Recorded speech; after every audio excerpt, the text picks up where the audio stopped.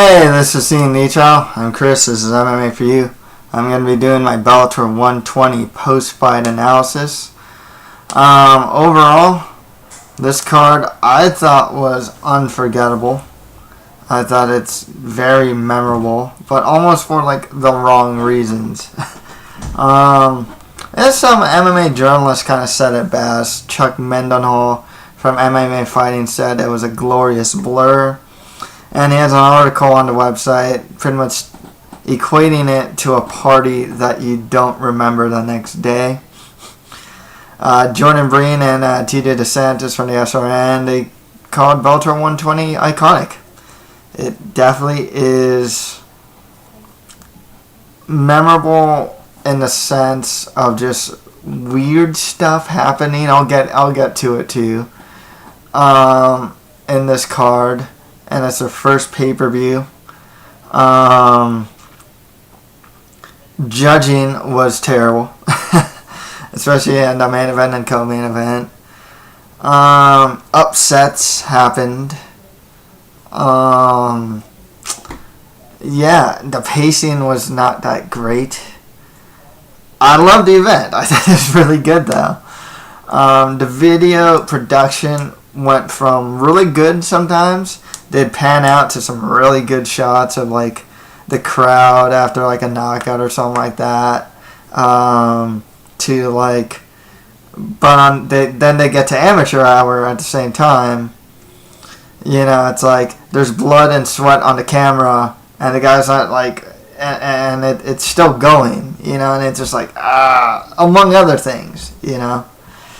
And hit or miss for Frank Shamrock being a backstage interviewer. My picks weren't that great, 7 out of 14. I got half them right. And pretty much on all segments of the card, I got like half right or less than half right, pretty much. But yeah, I thought it was good, but weird. I mean, there's something very weird about it. There's a lot of talking points that come out of this card, which is really good in a sense, but there's something there's also some bizarreness here as well. Let's get started. Quinton Rampage Jackson beat Muhammad Kingmo Lawal by unanimous decision. 29-28 across the board. First and foremost, even though I picked Rampage to win, dude, I thought Kingmo should have won the fight. Rounds 1 and 3, pretty easy. I gotta say though, man, Kingmo was just laying preying on Quinton Jackson, man. I mean, it was not fun to watch. This fight was not fun to watch. You know what was fun to watch? All of the pre-fight trash talk, all of the post-fight stuff. Great stuff, man. You have Kingmo, you know, blowing up at Bjorn Rebney, saying that, you know, he like, pretty much that like he, you know, what was the exact word? I'm trying to think of the exact words because it was not very nice. Man, he follows his, you know, what around or something like that. I forgot. Something to that nature. He even threatened to have him fired. He said, like, it doesn't matter if you fire me. And, yeah, it was just, it was something. For sure. Yeah, you know, the contentious round would be round 3. So Muhammad Lawal got round 1, control. Round 2, Rampage. He was he pretty much outstruck Kingmo, avoided the takedowns. So, like, the way the fight went was pretty interesting because you saw that Kingmo, except with the exception of round 2,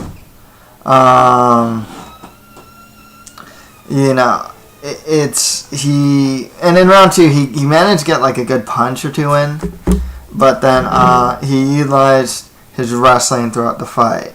He's slipping a lot too. He's actually talking about how slippery the canvas was. And that's the thing. With Rampage, I liked that he did get taken down early, which I didn't like. But later on, he was defending takedowns really well. I did like his sense of urgency to get back to his feet when he was taken down. And he did that a lot, actually. Good for him there. In the second round, he started to utilize a jab, which set up the power strikes. And he did it really well, actually, against King Mo. He kind of abandoned that in the third round, though. So I didn't like that. The fight itself wasn't very fun to watch. King Mo looked pretty scared, quite honestly, to strike with Rampage at all.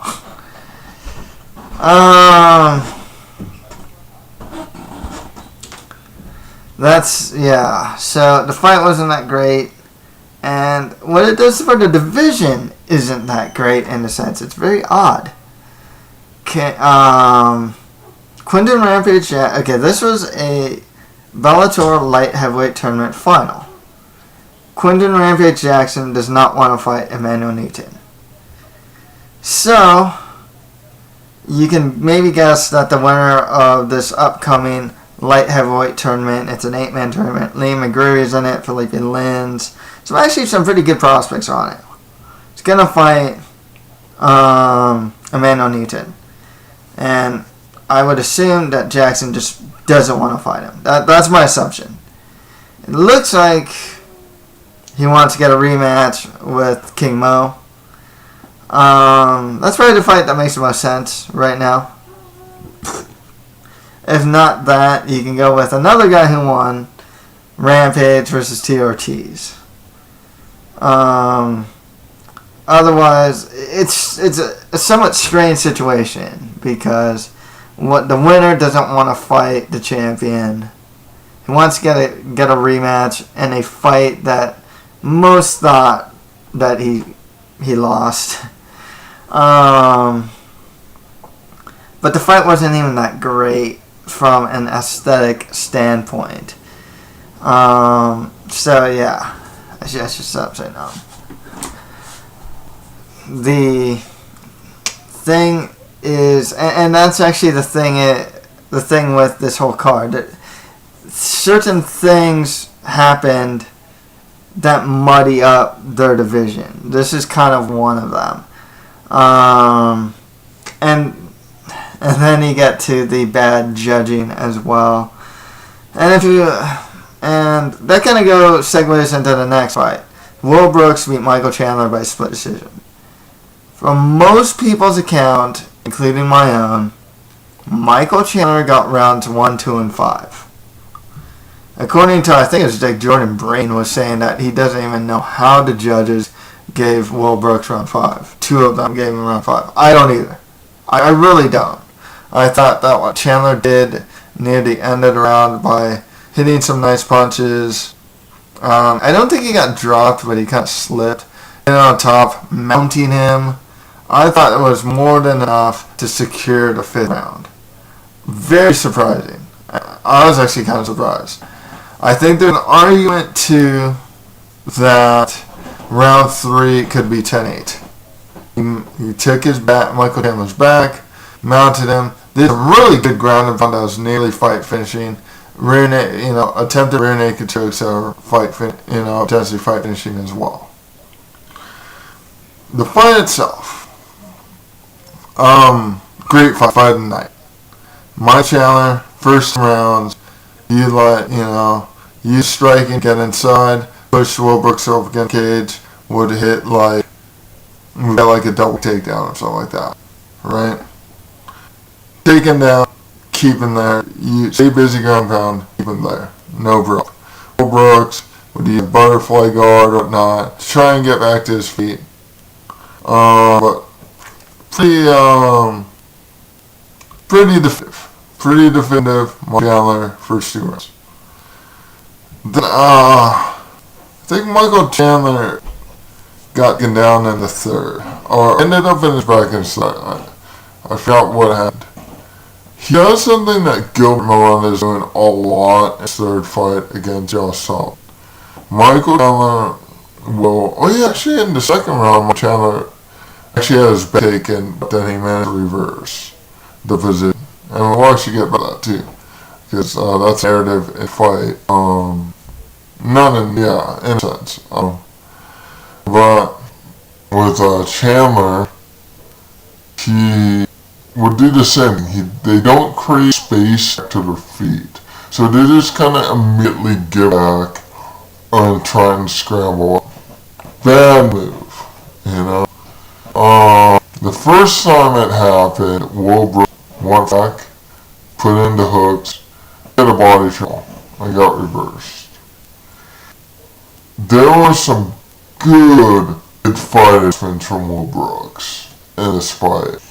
If you notice, after that, when Michael would get... Actually, there's some really bad mid-fight things happening with Michael Chandler. But, expecting the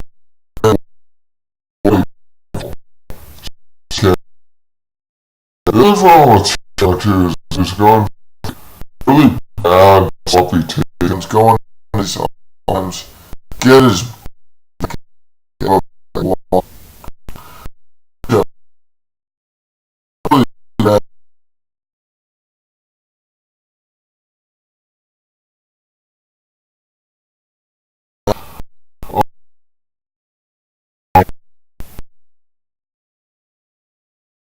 Give to Will Brooks. I even saw the contenders too. More so than round 5, actually.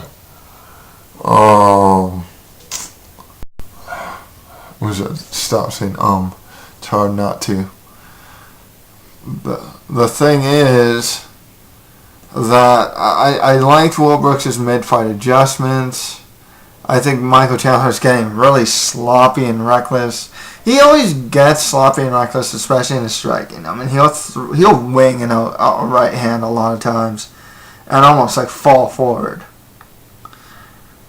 One thing that was also noticeable was the cardio. And you actually saw this in Michael Chandler's fight against Eddie Alvarez the second time. Chandler's cardio started to noticeably decrease as Will Brooks looked like he can go 5 more rounds. Actually, by the end of the fight, Will Brooks is just like super happy, elated. There's not a mark on the guy. Michael Chandler looks like he's about to go to the hospital. I mean, seriously, it is. You can't even, if you were just looking at facial damage, you'd think that Will Brooks would have won. Obviously, fights aren't judged that way. So, what does this mean for the Bellator lightweight division? This situation has to muddy up that division so much now. Here's the thing.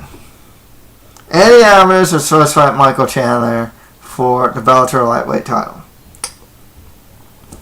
Eddie Alvarez only has like one more fight on his contract. Had he won, I don't know if he stays with Bellator. I don't know the situation. Assuming he has one fight left on the contract, that makes a very, very odd situation as it is.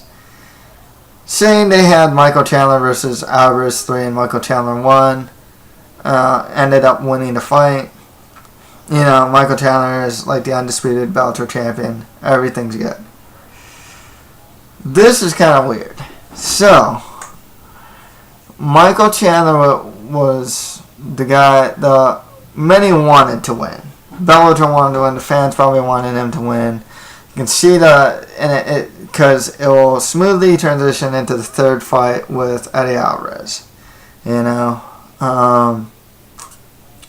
Michael Chandler's only loss is to Eddie Alvarez. This loss kind of dampens the trilogy fight. Because what's it, like, I don't even know if they can. Well, that's the other thing too with the trilogy fight.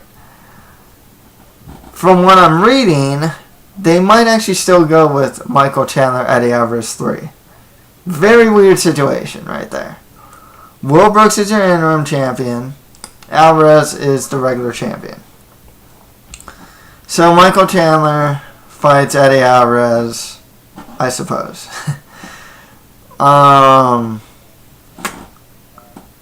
Then you have the winner Martin Held versus Patricky Pitbull Freire waiting in the rings.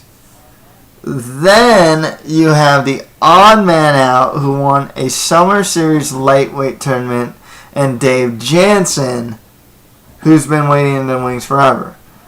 I don't even know what happened to Dave Jansen. Mine's with Fredo Hospolayev in featherweight, but at least with Fredo Hospolayev at 145, you can attribute him not fighting due to visa issues. Okay? I think Dave Jansen's injured. Last I heard, he's injured. I don't know if he's good yet or not. He's just been gone. Don't know what happened to the guy. So, you got two contenders waiting in the wings. Dave Jansen and the winner of Howard versus Patricky Pitbull. And then, logically, you would think Will Brooks would fight Eddie Alvarez to unify the titles. Don't know if that's going to happen. They might just go with the trilogy Michael Chandler, Alvarez 3. So you don't unify the titles doing that. And then you have the contenders waiting in the wings. So this is a really odd situation. Really odd, in my opinion. Just because you have a bunch of contenders. You have three fighters, in a sense, that could be fighting each other next. Chandler could fight Alvarez next. Will Brooks could fight Alvarez next. Who knows? I mean, they're both the champion. You know, I mean, but it just muddied the title picture. Silver lining. Bellator and the lightweight division cannot keep doing Michael Chandler versus Eddie Alvarez. Had Will Brooks not won or got destroyed, maybe a good showing would actually change something, but in a loss, which I think probably what should have happened, and many thought should have happened. Nonetheless, Michael Chandler would have been head and shoulders above the rest of the division. Now you have Will Brooks, who has inserted himself into the top, the top of the Bellator lightweight division. It's kind of similar to like Pat Curran and Patricio Pitbull Freire. Those two are like the top two guys in featherweight. But there's like Fredo Hospolayev there and whatnot. And then Daniel Strauss managed to beat Pat Curran. Daniel Strauss has managed to insert himself into that top three. And those three can fight each other, and they all have history with each other. Same here. Will Brooks fights Eddie Alvarez. Fresh matchup. Potential for Eddie Alvarez to win. Don't know. Don't know what's going to happen. Could be a star-making performance for Brooks. Could rematch Brooks and Chandler. They had a great fight here. Probably have a great fight next time. Chandler versus Alvarez 3. Awesome fight. You think that's just going to be a barn burner. The one silver lining is, you got Will Brooks inserted into the top. Another guy that doesn't make it look like it's so one guy is just head and shoulders above the rest of the division. Makes the division interesting in that sense. Muddies up the division bad though, man. I'm not kidding. It's a very weird situation. I hope that Bellator is able to do something about it, because it's just such an odd situation. Maybe they just go with Will Brooks defending the title with Eddie Alvarez out, and you get rid of the contenders, and eventually it's so you don't have to worry so much about like those contenders in the picture of this like mess, pretty much. Okay, so that went long because there's a lot of talking points as far as that fight goes and the outcome goes. Next fight after that, Tito Ortiz defeated Alexander Shlemenko by arm triangle in the first round. This was Tito's first win since 2006, since he beat Ryan Bader by a guillotine. I think it's Jordan Breen that was mentioning the deficiencies in Alexander Shlemenko's grappling. One thing about Shlemenko I noticed, his takedown defense has improved, and his ability to get back to his feet has improved as well. He also has a really good guillotine. I think on some of the more technical aspects of grappling, Shlemenko may need some work here. Jordan Breen kind of points this out. He takes him down, gets the, I forgot what the position's called. It's a good position. One thing that Breen was pointing out was that Shlemenko really didn't defend the position well at all. I think it's like sidewinder position or something like that. He pretty much rolled into the arm triangle, did not do the correct defense in like the telephone defense, and got choked out because of it. You know, he could have fought for wrist, possibly go the other way. Just something other than what he did. So, not great grappling acumen from Alexander Shlemenko in that regard. As far as what it does for everyone, I don't think this actually hurts Shlemenko that bad. You know, a lot of people will probably just look at this situation and think, oh, he was outsized and it showed. Tito won by submission. The middleweight division moves on. Both guys just move on. And in a sense, yeah, I think that's exactly what's going to happen. I think Shlemenko defends his title against the winner of Brett Cooper versus Brendan Halsey. And with Brandon Halsey, he's a good wrestler. Could potentially beat Shlemenko. He's also big for the weight class. He's fight at 205. So that's if Brandon Halsey beats Brett Cooper. And the other thing is with Shlemenko, he's a fun fighter to watch. I don't think that anyone who saw this fight will think, oh, well, Tito Ortiz beat Alexander Shlemenko. Therefore, I'm not going to watch an Alexander Shlemenko fight anymore. I don't think that's going to happen. So in a sense, life goes on for these guys, pretty much. It's just like business as usual. Implicitly, it says stuff. You know, Alexander Shlemenko is not a top 10 middleweight. Here's the thing. For me, at least, I'm not oblivious to the realities of Bellator, of the fighters and their place in the MMA landscape. I personally never thought that Alexander Shlemenko was a top 10 middleweight. I think a lot of middleweights in the UFC beats him. And honestly, he's probably cut down to welterweight. Not in Bellator, though. He doesn't need to. You know, if he ever makes his way to the UFC, for example, he's probably cut to welterweight. That's the thing with Shlemenko. So, I think it says a lot about their middleweight division. I think that at best, if all the middleweights from Bellator went to the UFC, they'd be no better than mid-level guys.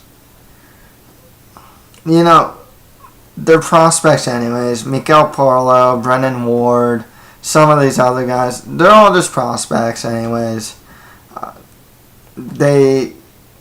If they ever went to the UFC, they should be treated as such as it is. So, it's not saying anything that wasn't already obvious from this loss. Shlemenko is who he is. He's a fun action fighter. He is the Bellator middleweight champion. The division itself is, I think it's good. It's shown improvement as of late. You are getting some decent prospects. I mentioned Mikel Parlo and Brennan Ward. I think those two are good prospects for middleweight. I don't think, and it's something about middleweight in general, you're not getting a lot of blue chip prospects in middleweight. And it actually kind of shows in Bellator. I mean, they don't have blue chip middleweight prospects, but they do get prospects nonetheless. Tito. What can you say about the guy? He won. One thing is, despite him being something of like the joke of the MMA world these days, forgetting that, the guy actually is a good grappler. He got that he got the guillotine against Bader. When he got dropped by Machida, he almost beat Machida by a triangle choke. He's positionally aware. He is a good grappler. For all intents and purposes, he's a good grappler. He has really good Brazilian Jiu-Jitsu skills. If he was to win, it would be on the ground. Not in the stand-up, where Alexander Shenko was beating him up in the body a lot. His post-fight celebration consisted of him doing a Hulk Hogan impression, him thanking his one son, and then subsequently thanking his two other sons after that. I mean, it's just really odd. It's just really odd to me. I mean, it kind of illustrated this whole night. It's just really odd in a sense. Fun, strange is what I would like to call this night. As far as who he fights next, I guess he can fight Rampage. Maybe if he wants to move up to heavyweight, he can fight Jack Congo. I don't know. I think that's who he should be fighting, though. Just guys with names. But there aren't too many guys with names on Bellator. It's like King Mo, especially in light heavyweight or heavyweight. It's like what? King Mo, Rampage Jackson, Tito Ortiz, Chuck Congo, a name heavyweight, I suppose. I don't know who else they can give to Tito. It's such a weird place for him to be. But I think eventually Tito versus Rampage in the future. Okay, next fight after that, and that was the heavyweight tournament final as Alex Volkov beat Blagoy Ivanov by rear naked choke second round. I got this pick wrong. I picked Blagoy Ivanov. I thought in the first round. The thing with Blagoy Ivanov, I actually said this in the prediction, and it actually showed itself to be true here. He makes some very rookie mistakes. You have to remember that he got mounted by LeVar Johnson. He either goes for high impact throws and misses bad in a way that makes him lose position, and it's very bad, like he did here. He's done this before. It's not the first he's done that for. Or he'll go for like high risk leg lock or something, lose position. So he goes for a lot of high risk moves, and when he loses and he makes a mistake with him, doesn't get him or whatnot, he tends to lose position. And that's what happened here. Went for a high throw against Volkov. The throw, which exposes back. Volkov takes a naked choke. Kind of what happened to Ivanov is a sambo guy. You wouldn't think that happened to this guy. And Volkov's not the best grappler and stretch. Good on him to take opportunity to find the opening. I think, Volkov fights Minakov next. I don't think beats Minakov. I imagine with Blagoy Ivanov to do like 4-man heavyweight tournament, unless they can find another guys. You know, you got like Congo and everyone else there. But yeah, I'd imagine it's like a tournament.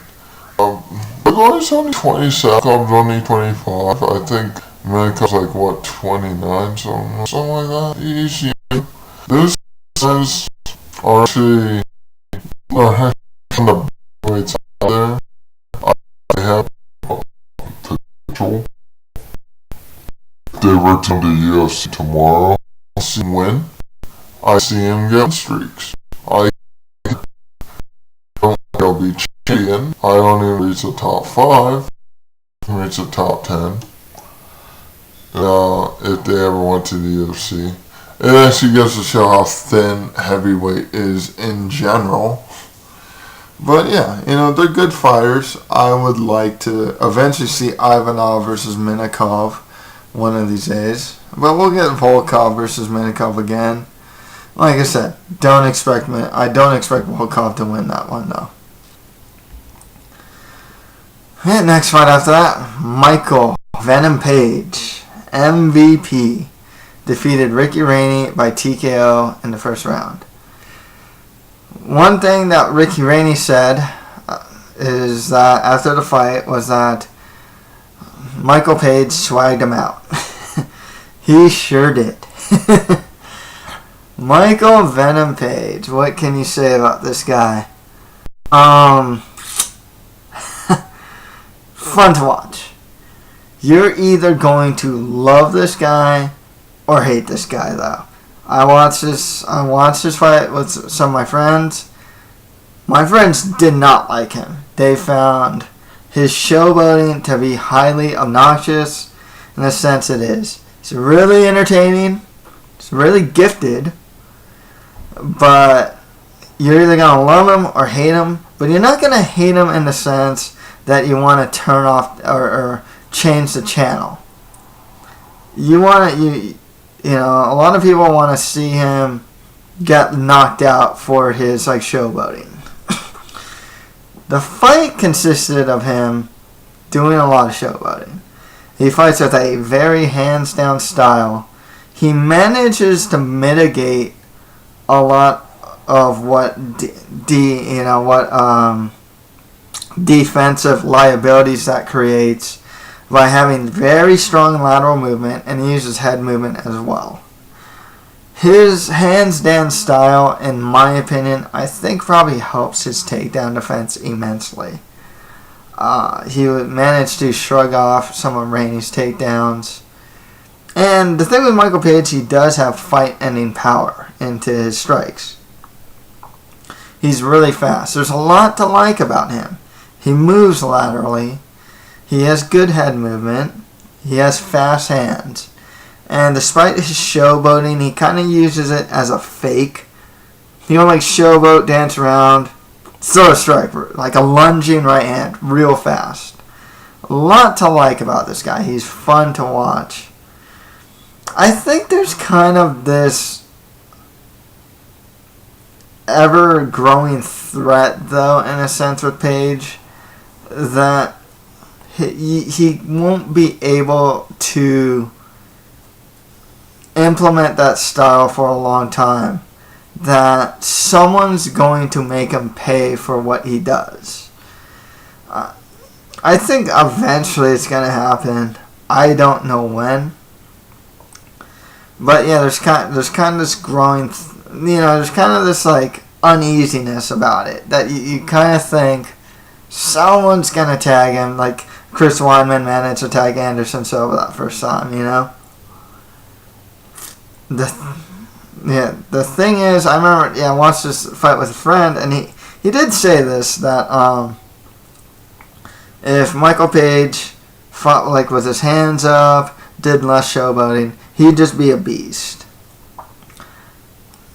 I don't think that that's untrue. I think it was on, if you go to like Bloody Elbow, I think it's Conor Rubush that actually is not so high on keeping the hands high, that it's not as important as a lot of people say it is. Michael Page might be able to prove that. Like I said, he uses laterals really well. He uses head movement defensively. Going forward with Michael Page is very interesting. I don't know if you put him in there in a tournament. I think there are some guys. I think it'd be really cool to see him fight like War Machine, for example, just because they're both kind of characters. My same friend that didn't like him said he kind of reminded it. Michael Page reminds him of like Paul Semtex Daly, where he kind of has that same swagger, and kind of has that same voice too. So there are some fun fights for him. There are guys like Ron Kessler, though, maybe, that might be able to take him down. I don't know. Maybe he gets beat up on the feet, and he takes his back and submits him. Don't know. And then there's some really good guys like Adam McDonough, Andrei Korshkov, and of course the champion Douglas Lima, that are like really good. I mean, it's weird talking about Michael Page on the level of those guys, because he's not really on that level, or you don't think he is, but you don't really know. You don't really know if his style will work against those guys until he fights them. So it's really hard. It's one thing about Michael Page. It's really hard to know where he is. Like, is he some? I don't think Ricky Rainey's a can. He's actually a decent fighter. He's not like some great prospect or anything, but he's not a can. He is legitimately a good fighter. Watch his fight against like Diego Lima and XFC or some of his other fights in the regional scene. He's a good fighter. He's not a great fighter. And stylistically, he just loses to Michael Page 9 times out of 10. It's not a great style matchup for him, but he is nonetheless a good fighter. He's not a can. So, you gotta wonder where Michael Page is. Does his style work as he moves up the ladder?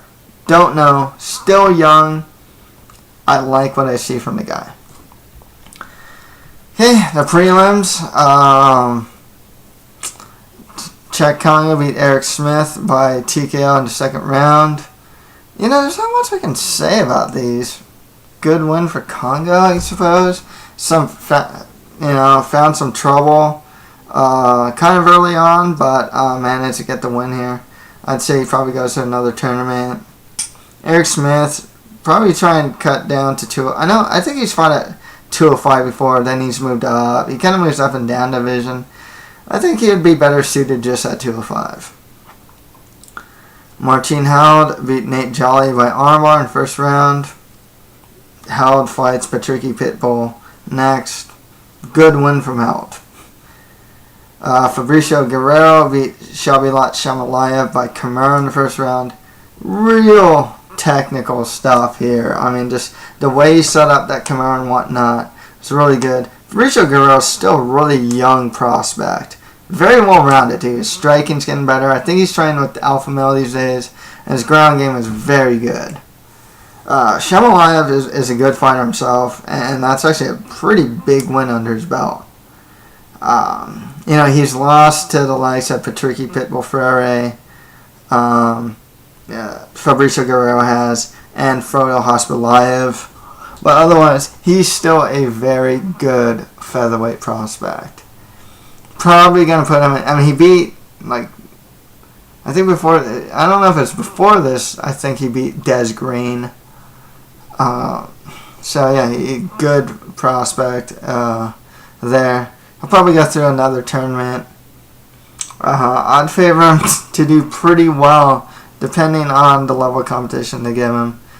A lot of people like Shamalayev. I like him too, Maybe they put him in the tournament nonetheless. And Goichi Yamauchi beat Mike Richmond by unanimous decision. I actually thought Richmond won the fight, to be perfectly honest with you. But it was really dependent on round 1. And it could have gone either way. I just thought Richmond kind of landed some more of the cleaner strikes. in there. But good win for Goichi. And Richmond is just not doing so well these days. You know, he was knocking some guys out for a while and just doing well. Beat guys like Bazeha. I think he beat Chris Hordecki. Yeah, not doing so well these days. I don't know what to say about him. I don't know what's going on. With Goichi, he's still very young and a very good prospect. He is making strides in his stand-up. Watch out for him. He's probably going to go through another tournament. And yeah, just watch out for this kid. He's really good. You know what? And quite honestly, as far as the Spike prelims go, there's not much I can say about it. Good wins. There's some cool wins here.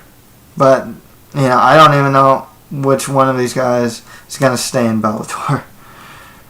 So, that's it for my post-fight analysis for Bellator 120. If you have any comments, just leave them below. And that's it for MMA for you. Thank you guys very much.